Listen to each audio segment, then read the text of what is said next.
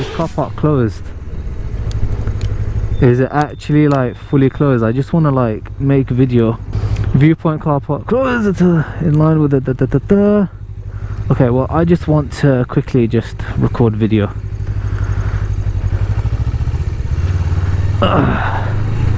Oh, speed hump. I forgot about this speed hump.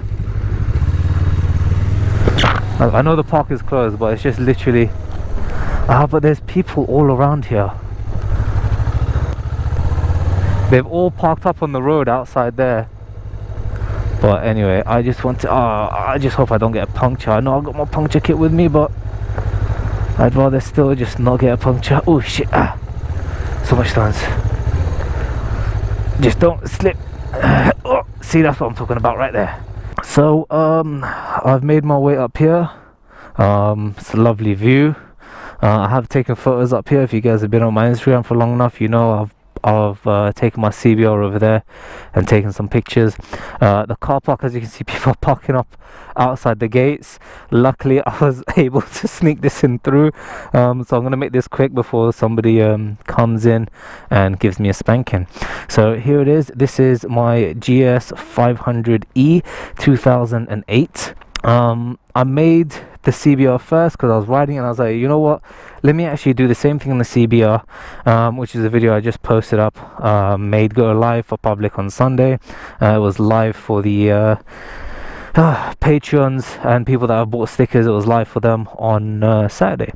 So yeah, what I'm doing is basically I'm talking about the mods because the guy commented on my Instagram when I posted up a picture of this. He was like, oh, did you sell your bike? And I was like, no, I have not sold my bike. And he was asking what mods I've done to this one, which I forgot to screenshot and put into the other video, so I'll put it into this video. So hey, while you're editing, don't forget to put that screenshot in there. So let's talk about it. Yes, it's rusty. Yes, it's filthy. I have not cleaned it. I've not even oiled the chain since I got this in November. I did have a little bit of help thanks to my drunken unicorn friend. We took the rock cover off because there was a lot of oil, debris, misting, everything all over here. When I did take this seal off, this rock cover gasket, it was like breaking apart, so I guess it was needed. Funny story, you see these bolts up here? Let me go around the other side. So it's not that one, it's there, right behind this pipe. So that pipe there, there's 4 which are in line. Then on this corner at the front, there's 1 bolt, and on the other side, on the other end, there's a bolt as well. I know I'm just confusing you guys. So let's move on. So basically that snaps. I was opening it up and it snapped. You can't really, oh, you can just about see it from the front. So that one just right over there, hopefully you can see that. That snapped. But luckily it's got enough threads to screw itself back on. So let's talk about the mods because no one cares about that. Yes, it's rusty, it's dirty, but that's what I bought it for. I bought it for cheap so I can use it in all weather. Now, when I first got the bike, the first thing I ordered was heated grips, as always. That is my go-to thing. That is my #1 thing. Get heated grips. Let me crack it open. I'm gonna start sweating. I've got one of my buddies in Discord listening to me talking crap, but I'm gonna do 1 take. All right, I'm a 1 take guy today.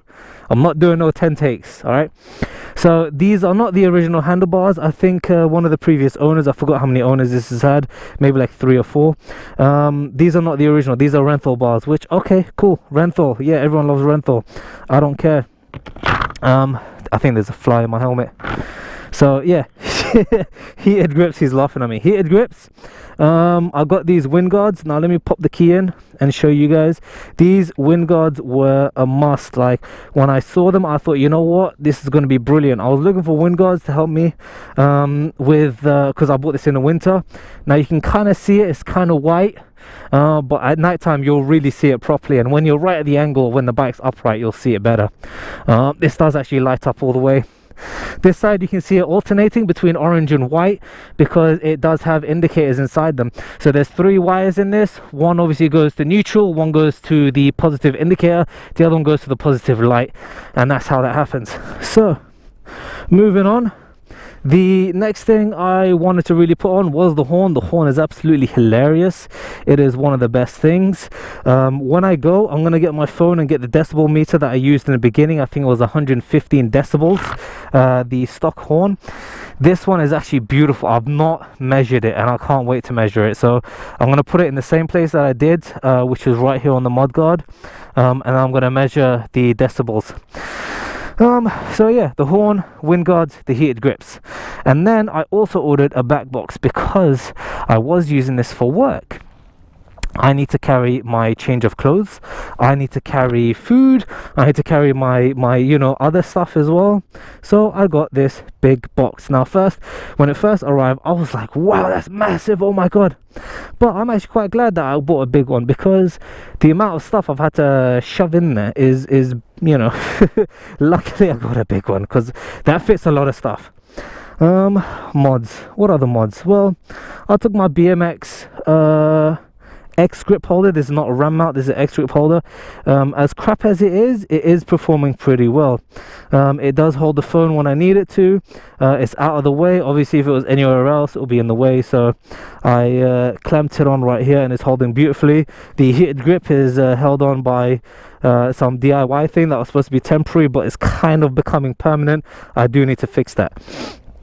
The other thing is, you guys know I can't deal with levers. I always change levers.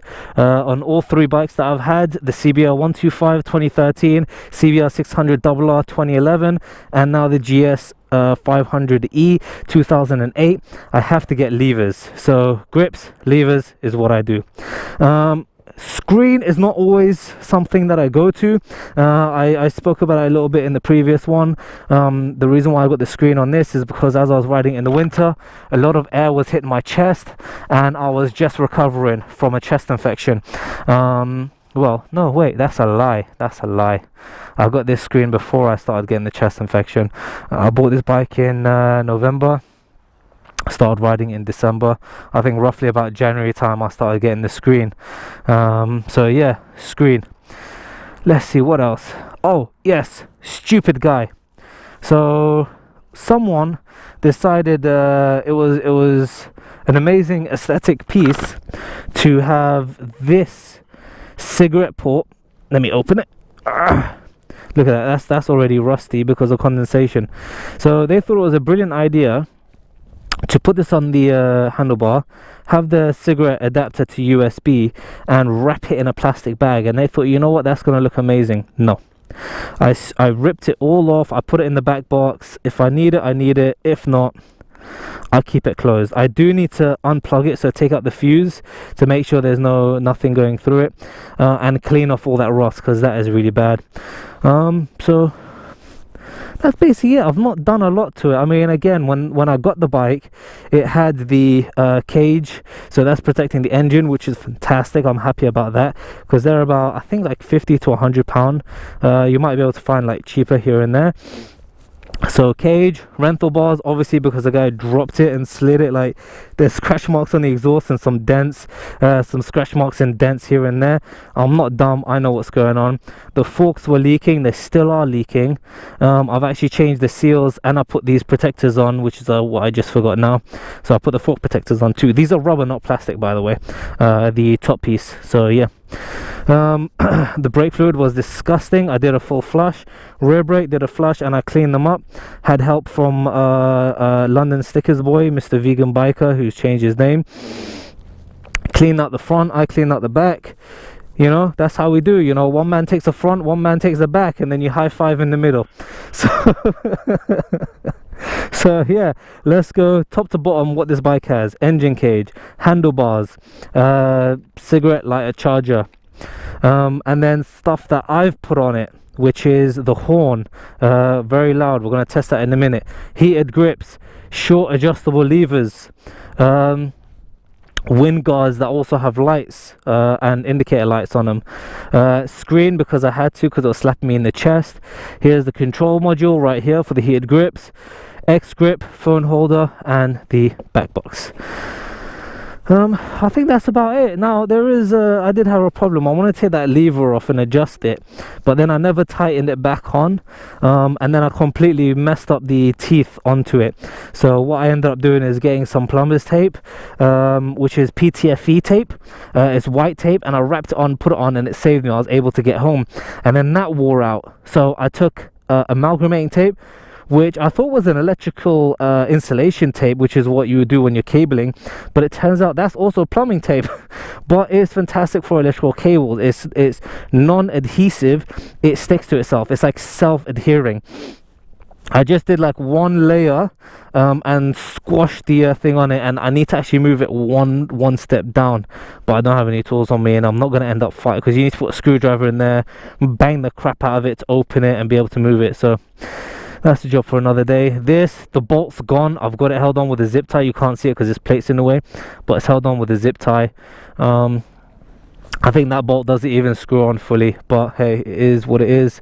When this bike does run out of fuel and I switch it on to reserve, it doesn't. I have to wait about 5-10 minutes and keep blipping the throttle and playing with it until it finally fuels. I don't even know if I'm on reserve. No, reserve is top. Okay, cool, I can just about see that. So that's about it really. There's nothing else to talk about with this bike. The GS, baby, it's a solid bike, it's a solid machine. I've not had problems just once with the starter solenoid. I think it's somewhere here. The fuse blew and I changed it and it was easy, and that's about it. Okay, so let's run the bike. I'm sweating my nips off. Let's go ahead and measure it. So we put that right there and press the horn, which is right here. Alright, let's see what it comes up to. Because I think it's very out and open, it's not it's recording as 91.5, which is not true. What if I put it right there? It's still recording 93. That's not entirely true, because the other one recorded like 115. I hate fucking stinging nettles and shit, but let's go. I hate going near them, I hate touching them, because then when I go to take my boots off I might end up touching them. So hopefully there's no tickets for what I just did. Was that my exhaust popping? I don't know, I heard a pop. So for the people that are watching this video, the mods that I've done to the CBR and to the GS, I'm gonna give you guys a reward for watching the video, but also I forgot something, a cheeky something. So the mods that I did, I changed the lights that are in the clock because it wasn't working.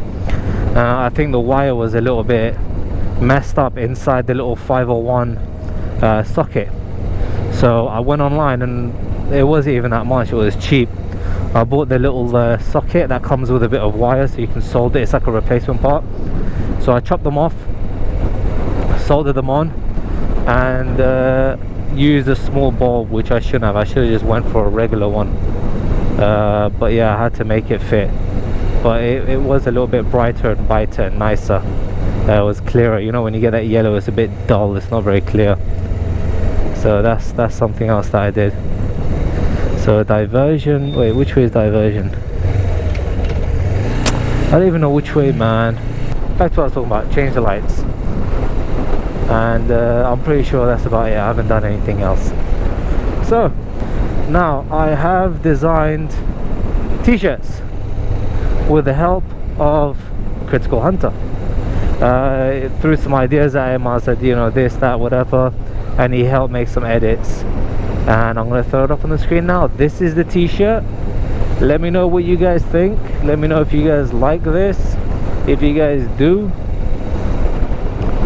I want you to drop a comment down below that says, I want to buy. I'm legit, by the way, I'm being serious. I want you to say, I want to buy. I think that will be roughly about £20 with the postage. International, I'll have to double check what the price would be. I would have to see how I can fold it up. It is a t-shirt at the end of the day, so it should be able to fit in some small packaging. I know exactly where I am in some small packaging. So again, if you guys want it, comment down below, and if you guys like this style of video, hit the like button, because then I'll do more little random videos like this. There was one video actually that I also wanted to make, which was me talking about the bunch of tools that I have, so laying out all my tools, and that is going to be one long ass video, because I have a lot of tools. Like, it's not even that I have the most expensive or the most fancy tools, it's just I've got a lot of little bits and bobs here and there to help me with things. And you know, a lot of like screws, nuts and bolts I don't throw away because I do use them afterwards.